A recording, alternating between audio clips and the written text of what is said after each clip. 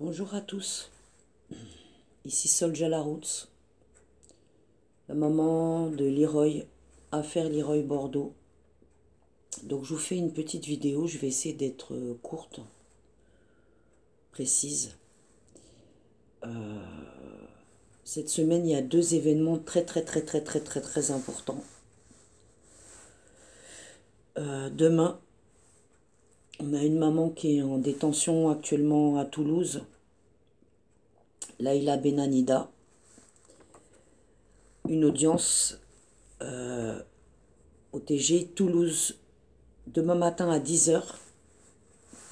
Donc toutes les personnes qui sont dans le secteur, qui peuvent se déplacer et qui peuvent aller la soutenir, c'est une affaire de réseau, de placement abusif. La maman, elle est en danger et elle a besoin de soutien. Donc demain, 25 janvier, mardi, au TGI Toulouse à 10 h, comparution de Laïla Benanida.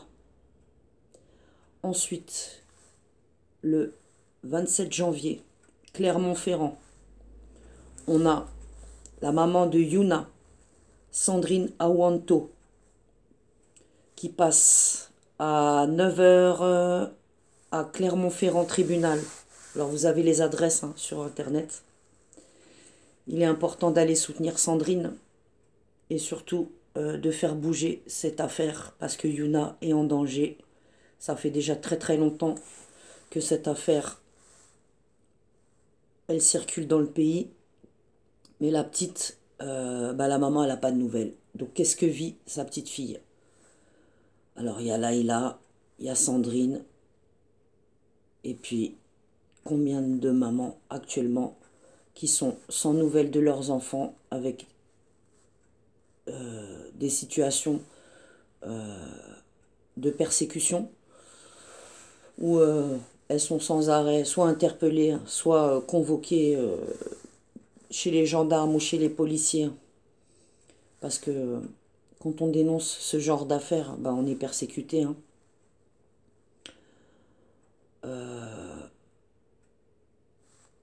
Moi, ça me touche parce que je suis une victime. Et moi, même si je ne m'entends pas avec certains parents, je pense que c'est important de relayer parce qu'il faut penser aux enfants d'abord. Voilà. Donc, demain, allez soutenir Laïla Benanida à Toulouse, il faut du monde. À 10 h. Et il faut du monde aussi pour Sandrine, la maman de la petite Yuna. Donc, Clermont-Ferrand, 9 h, pour ceux qui peuvent aller la soutenir. Maintenant, je vais vous parler un petit peu de Leroy. Leroy, je l'ai revu il y a un peu moins de 2 semaines. Et je dois le revoir donc dans 2 jours. Jusque-là, il va bien. J'ai eu aussi un rendez-vous avec la référente éducatrice, un entretien d'1 heure. La chef devait être là, mais elle n'a pas pu être là. Donc elle doit me reproposer un rendez-vous. Et il y a des rendez-vous médicaux pour mon fils. Alors déjà, quand il a été transféré de Bordeaux, ils ont un carnet de santé. Le carnet de santé est vide, donc ils m'ont demandé à moi encore des informations. Moi, la mère, des informations. Mon enfant est dans le circuit protection de l'enfance depuis bientôt 4 années. Il est transféré de Bordeaux. Monsieur le juge, qui avait accepté le transfert, monsieur le juge à Bordeaux, et le département de la Gironde transfère un enfant dans un autre département avec un dossier pratiquement vide. Pas d'informations médicales, pas d'informations scolaires, même pas les vaccinations.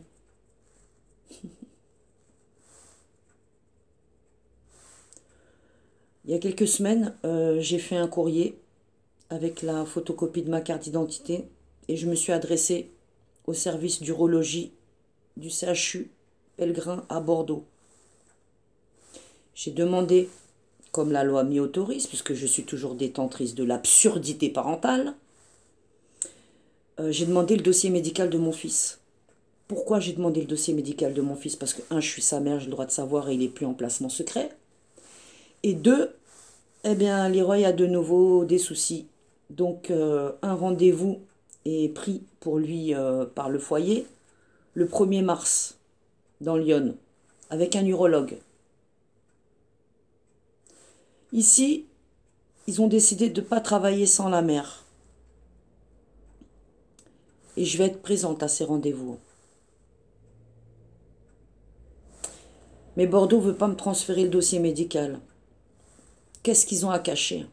Le département, les médecins X et X et X qui pendant plus de 34 mois n'avaient pas de nom, puisque j'ai affaire qu'à des anonymes en Gironde.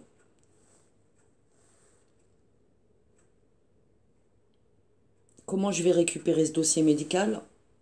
Et même le foyer ne peut pas l'obtenir. Qu'est-ce qu'ils font avec nos enfants à la protection de l'enfance? Qu'est-ce qu'ils font les juges quand ils nous arrachent nos enfants? Alors on n'a qu'une seule chose à faire. C'est dénoncer leurs pratiques, parce qu'ils détruisent nos enfants.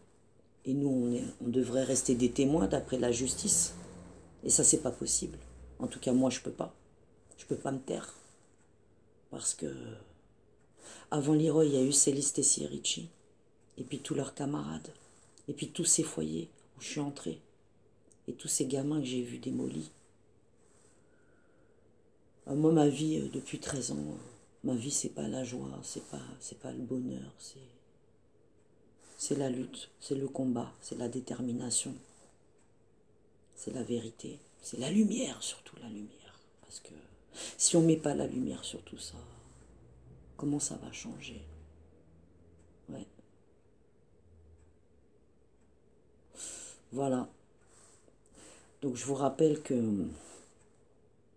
moi aussi, je suis convoquée très bientôt au TGI de Sens à 9 h le 18 février. Ils m'ont donné un avocat, mais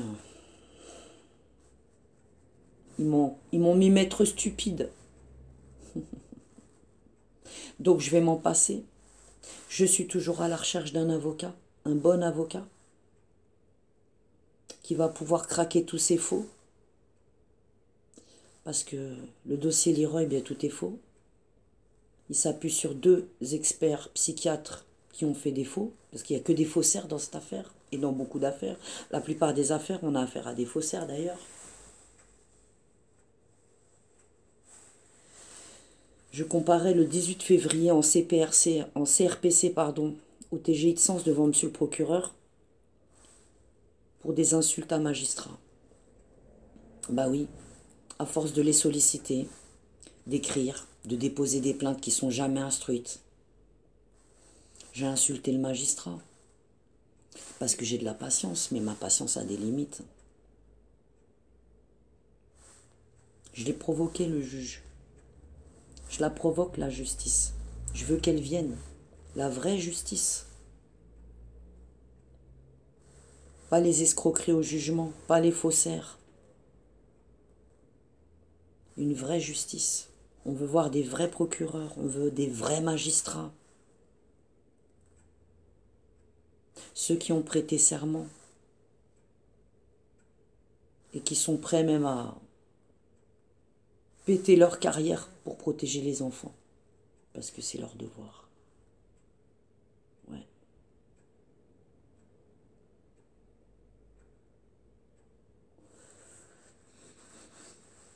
Donc, dans 3 semaines, je suis devant le procureur. J'ai déjà eu des faux procès à Bordeaux. J'ai eu 2 ans de contrainte pénale et menaces de prison ferme. Étant en résistance à l'oppression depuis des années, il était hors de question pour moi de me plier aux contraintes pénales pendant 2 ans, ni des rendez-vous mensuels chez un SPIP. Donc j'y suis jamais allée. J'ai été menacée de mandat d'amener, mais n'ont jamais exécuté les mandats d'amener. Alors en CRPC, qu'est-ce qui va se passer? Bracelet, prison ferme. Moi aussi, j'ai besoin de soutien. Comme chaque parent qui est aux prises avec ce réseau, on a tous besoin d'être soutenus. On est tous des Sandrine, on est tous des Laïla, on est toutes des Solja. Des Denise, des Nadine, des Sandrine Vol, des Karine Trapp, des Claire, et toutes celles que je ne cite pas, y compris les papas, parce qu'il y a des papas aussi qui sont aux prises avec ce réseau. Alors les lanceurs d'alerte qui me censurent pour des trucs à 2 balles, des on-dit, mon franc-parler, bah ouais, je suis pas quelqu'un de facile, mais chacun a son tempérament. Et quand vous me censurez, vous censurez combien de personnes derrière moi, et surtout des enfants. Alors mettez un peu vos égos de côté, et vous voyez, moi, toutes ces années, j'en ai croisé des parents, il y en a avec qui j'ai pu travailler, d'autres non. Mais j'ai jamais censuré leurs affaires, et surtout pas le calvaire de leurs enfants. Méditez ça. Soldier la route, les enfants d'abord. Je vous mets un descriptif, lisez-le. À bientôt.